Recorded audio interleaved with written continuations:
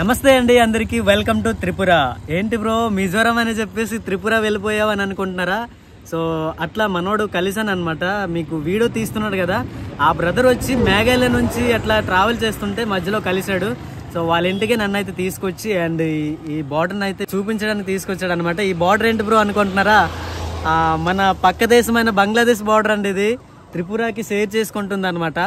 So బాగుంది. అవతల village చూస్తుంటే సేమ్ త్రిపుర లెక్కనే ఉంది.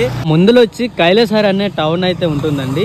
ఈ టౌన్ మొత్తం కూడా ఇదిగోండి కంచెలతోనే ఉంటుంది. అండ్ ఈ బోర్డర్ అంతా కూడా బంగ్లాదేశ్.